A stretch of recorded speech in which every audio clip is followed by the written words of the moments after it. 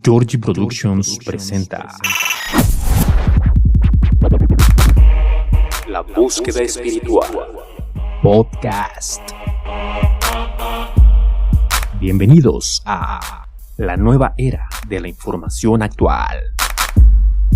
La búsqueda espiritual. Bienvenidos. Acompáñanos a descifrar los misterios de nuestra existencia. Comenzamos.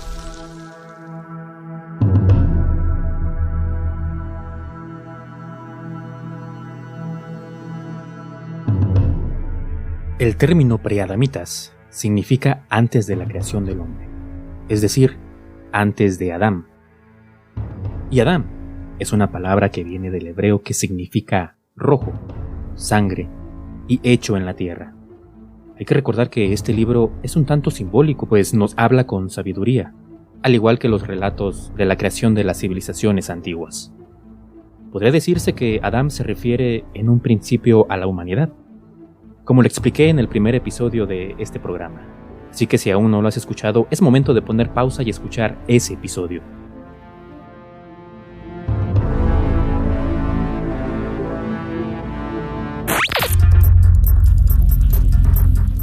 Lo que nos lleva a pensar entonces es que si Adán se refiere a humanidad, entonces creó al mismo tiempo al hombre como a la mujer. Bueno, eso es lo que hace interesante o misterioso los dos primeros capítulos de la Biblia, ya que se ha pensado incluso que el primer capítulo del Génesis y el segundo hablan de dos dioses diferentes y de dos tipos de creación del hombre, dando como resultado confusión, pues varían mucho en algunas interpretaciones.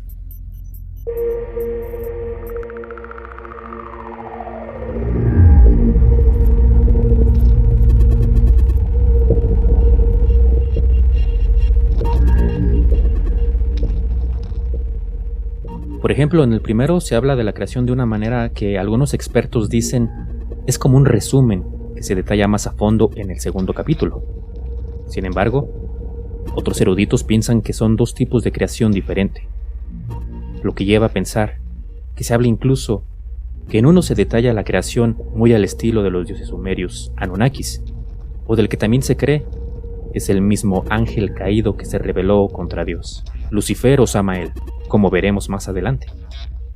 Pues este nos dice en algunas partes, por ejemplo, no amen a otro Dios que no sea yo, porque soy un Dios celoso, y esto podría llevar a un castigo.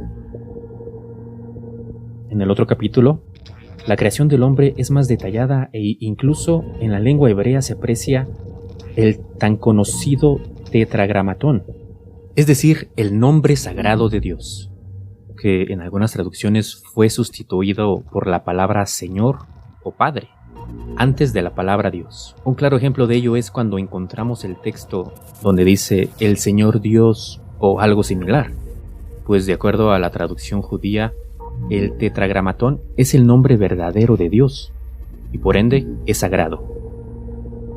Es por eso que, por el temor de usarse en vano, se omitió su traducción verdadera y en cambio pusieron la palabra Señor o en algunos casos Padre.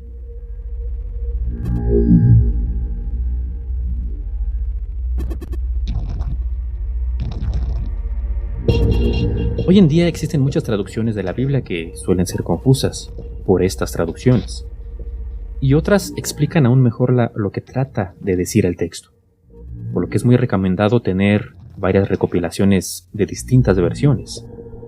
Mejor aún, yo les recomiendo tener una interlineal, con su lengua original o sus lenguas originales, porque no toda la Biblia fue escrita en una sola lengua, ya que esta es un compendio de libros como lo dice su significado. Biblia es un conjunto de libros sagrados, la cual es una palabra que proviene del griego. Por ejemplo, los primeros libros están escritos en hebreo, y el hebreo es considerada una lengua sagrada. Pues en términos de la demonología, si estuviéramos cerca de una posesión demoníaca, el poseído cuando habla en lenguas es muy probable que una de ellas sea el hebreo. Esto por tener un alto contenido espiritual.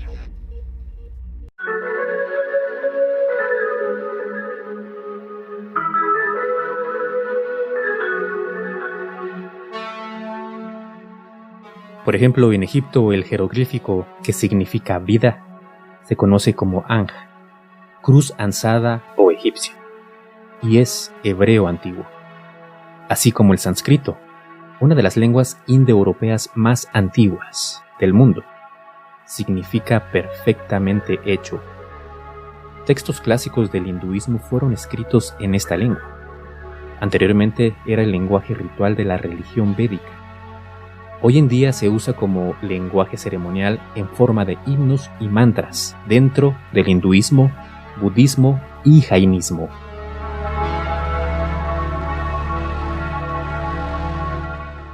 El mantra más conocido como Om en el hinduismo representa el sonido original.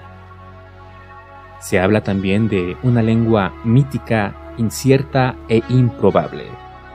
El Sensar es un lenguaje asiático que, según la Sociedad Teosófica, es conocido por todas las naciones desde los toltecas hasta los atlantes, heredado por los sabios de la tercera raza, los manuchis, quienes además lo aprendieron directamente de los devas de la raza primera y segunda.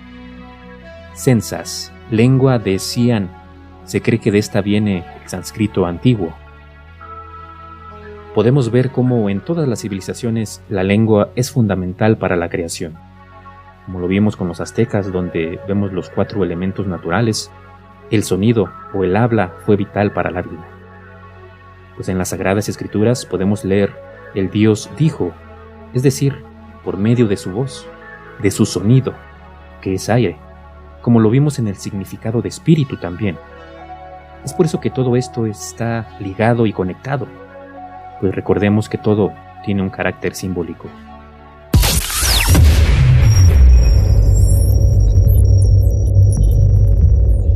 En la rama del gnosticismo nos hablan de 7 cuerpos que conforman el ser humano. El primero, el físico, conformado por el elemento tierra, relacionado con el sentido del olfato. Su color es el amarillo. El etérico es el segundo, conformado por el elemento fuego, relacionado con el sentido de la vista y con el color rojo. El tercero, el emocional, conformado por el elemento agua, relacionado con el sentido del gusto y con el color blanco. El cuarto es el mental, conformado por el elemento aire, relacionado con el sentido del tacto y con el color azul. El quinto, conocido como causal, es de la voluntad, conocido también como el yo superior. El sexto es el del alma. Está ligada con el astral, que está compuesto por los cuerpos etérico, mental y emocional. El astral es el que utilizamos cuando dormimos. El 7 es el espiritual y es la chispa divina.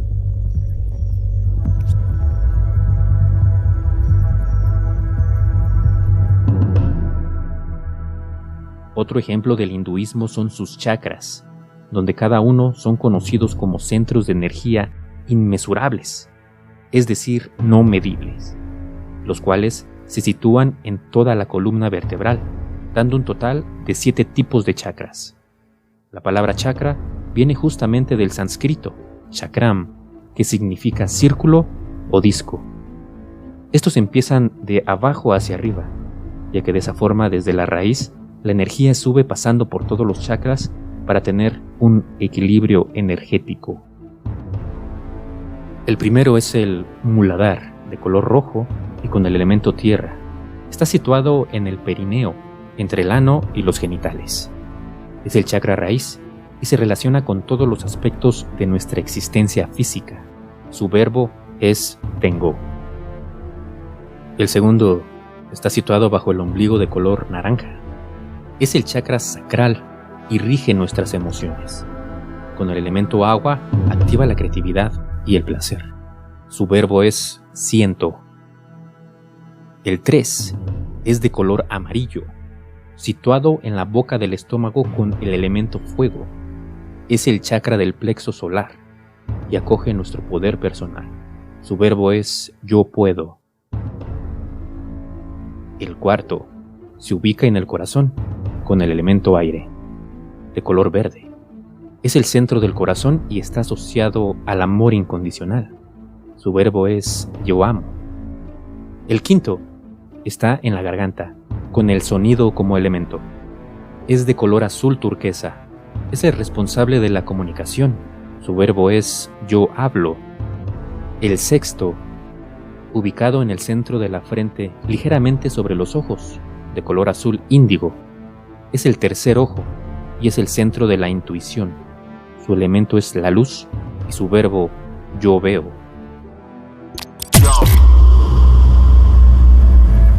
El séptimo, ubicado en la parte más alta de la cabeza, de color blanco o morado, es el chakra corona y es el centro de conexión espiritual. Su elemento es pensamiento y su verbo yo sé.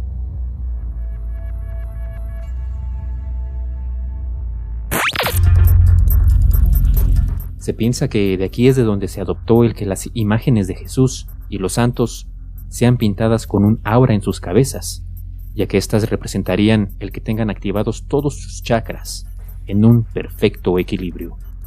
Incluso se piensa que dependiendo sus colores es la pureza que emanan, pues hay quienes afirman que, en efecto, estas auras eran visibles a los ojos humanos.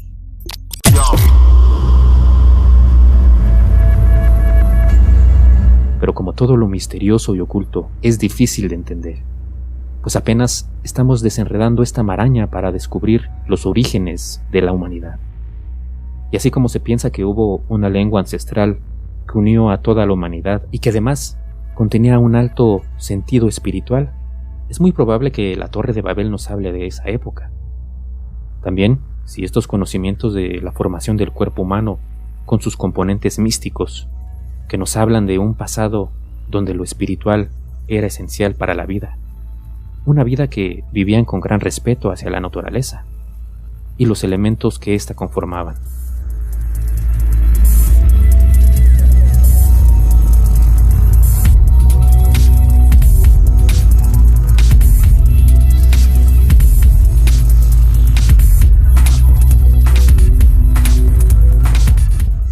Pues además, conformaban también nuestro cuerpo, como ya lo hemos analizado en los pasados podcasts.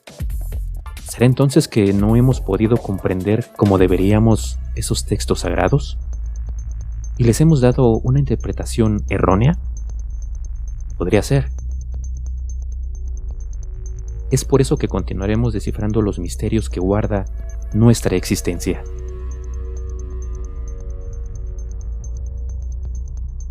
Te invito a que te suscribas a esta búsqueda espiritual y acompáñanos a descifrar los misterios de nuestra existencia.